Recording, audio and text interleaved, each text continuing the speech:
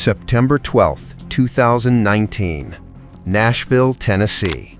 Wall Street is watching. SmileDirectClub rings the bell on the NASDAQ and prices its IPO at $23 a share. The founders are instantly worth billions. The pitch is simple. Mail-order aligners that straighten your teeth for $1,895. No dentist required. A $12 billion industry disrupted from a laptop and a putty mold. The company is valued at $8.9 billion on the day it goes public. By the end of that same day, the stock closes at $16.67. The market is already saying something. Nobody is listening. 4 years, 2 months, and 26 days later, December 8, 2023, the company shuts down. Overnight, no warning. Customer service goes silent. The website gets wiped. 2 million customers wake up to a company that no longer exists.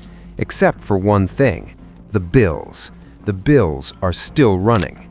Customers with broken teeth, customers mid-treatment, customers who never received their final aligners. Every one of them is told, in writing, that they must continue making monthly payments in full. They didn't build a healthcare company. They built a financial trap with a lifetime smile guarantee on the door. This is the Delisted, the channel that performs forensic autopsies on the companies that destroyed themselves. Last week, we opened the file on Wish, a $14 billion scam that sold nothing and promised everything. Today, we open a different kind of file. Same blueprint, different victims. These ones were still paying when the lights went out. If that's the kind of story you want to understand before you become one of the victims, subscribe. Every video goes deeper than the headline. SmileDirectClub was founded in 2014 by 2 childhood friends from Michigan, Jordan Katzman and Alex Fenkel. The idea was elegant in the way that dangerous ideas usually are. Orthodontic treatment in the United States costs between $5,000 and $8,000. Most of that cost is the dentist, so what if you removed the dentist? Send customers an impression kit. They take their own mold at home, mail it back. A remote clinical team reviews it, a set of clear aligners ships to your door, teeth straighten, you pay $1,895. Everyone wins. It was positioned deliberately not as a medical practice, but as a tech company. The same logic Uber used to avoid being a taxi company, the same logic Airbnb used to avoid being a hotel. Just point the lens somewhere else and call it disruption. By 2019, SmileDirectClub had served over 1 million customers. It had locations inside CVS stores. It had a partnership with HP to 3D print over 20 million molds. It had raised over $400 million in private capital before it ever touched the stock market. Jordan Katzman's father, David Katzman, was the CEO. His brother was the COO. The founding family retained more than 65% of the voting power after the IPO. This was not just a startup, this was a dynasty. And on September 12, 2019, that dynasty was worth $8.9 billion. Something was already wrong. Here is how the business model worked and where the crack in the foundation ran. SmileDirectClub's aligners cost roughly $1,895. Traditional braces cost upward of $5,000. That price gap was real. That value proposition was real. The problem was what it required you to remove to get there. To build aligners at that price, SmileDirectClub had to eliminate the orthodontist, not reduce the orthodontist, eliminate them. The clinical review of each case was handled remotely, often in minutes, by licensed professionals who never examined the patient in person, never reviewed an X-ray of their jaw structure, never checked for gum disease, bone density, or bite alignment issues that can make aligner treatment not just ineffective, but actively damaging. The company required customers to sign a consent form stating that they had been examined by a dentist before starting treatment. They were not required to provide evidence of that examination. They signed a form saying it happened. SmileDirectClub accepted the signature. This is where the Delisted has covered this pattern before. When we autopsied Wish, the marketplace that scaled by removing product verification entirely, we found the same structural truth.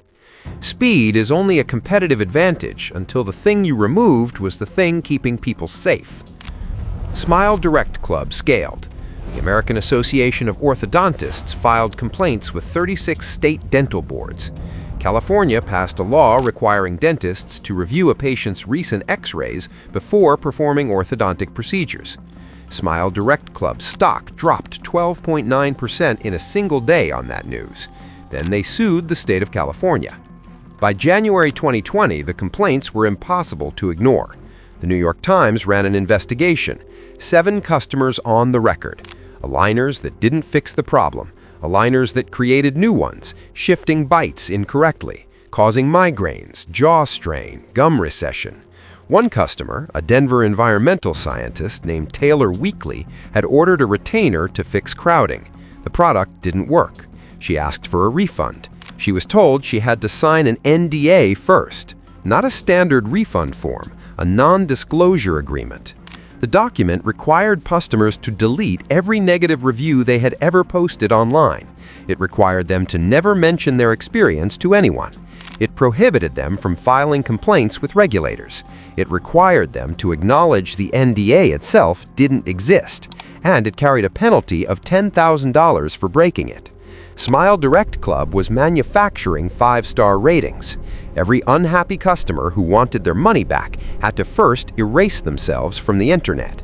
The company's 4.9-star rating on its own website wasn't a reflection of satisfaction, it was the contractual consequence of the refund process. At the time of the New York Times investigation, SmileDirectClub had generated over 1,670 Better Business Bureau complaints since 2014. Invisalign, which had been in business since the 1990s, had generated 5. The D.C. Attorney General's office opened an investigation. Members of Congress wrote to the FDA and the FTC. The company's response was to file a defamation lawsuit against Lifehacker's parent company for publishing an article about its risks. It sued state dental boards it accused of anti-competitive conspiracy. Remember what I told you at the start, that the market said something on day one and nobody listened. The customers were saying something too, and the company was paying for their silence. By 2022, the numbers were a disaster. SmileDirectClub reported a loss of $86.4 million for the year. Revenue was shrinking. The pandemic had gutted sales and marketing momentum. The stock, which opened at $23, was trading in the single digits. The company tried everything. It launched nighttime-only aligners. It expanded internationally. It partnered with major retailers, Walmart, CVS. It tried to pivot to a broader telehealth platform. It fought the D.C. lawsuit, ultimately settling in June 2023, releasing over 17,000 customers from NDAs and paying $500,000 in fines. That settlement was supposed to be a reset, a clean slate. It was a white flag. In Q2 of 2023 alone, the company lost $54 million. Its stock was now a penny stock, trading at 42 cents following the bankruptcy announcement. The company had accumulated nearly $900 million in debt. September 29, 2023, Chapter 11. The founders committed to reinvesting at least $20 million. They called it a reorganization. They spent months searching for a partner willing to bring in rescue capital. Nobody came. December 8, 2023. The company's attorney stands before a U.S. bankruptcy judge and says they pushed hard and it didn't come together. Effective immediately, global operations cease. The website is stripped. Customer accounts become inaccessible. Appointments are canceled mid-visit. Customers arrive and are turned away at locked doors. 2 million customers. No support, no refunds confirmed, no next aligners. The lifetime smile guarantee voided. And then the company posts an FAQ. It says customers must continue making monthly payments in full. The company shut down. The service stopped. The guarantee vanished. The customer support number went dead. The bill did not. The New York Attorney General had to intervene. $4.8 million was recovered for more than 28,000 consumers who had been charged after shutdown. 28,000 people still paying for nothing. SmileDirectClub raised $1.35 billion and never turned a profit. What looked like a tech platform was always a healthcare company that removed the one person trained to know when something is wrong. The NDA wasn't legal protection, it was the business model. Every silenced complaint was missing data. The 5-star rating was engineered, not earned. When you remove the professional, you don't improve the system. You remove accountability. The product was always teeth. The company just forgot that teeth are attached to people. Next on the Delisted, the company that built something the world actually needed and still lost everything.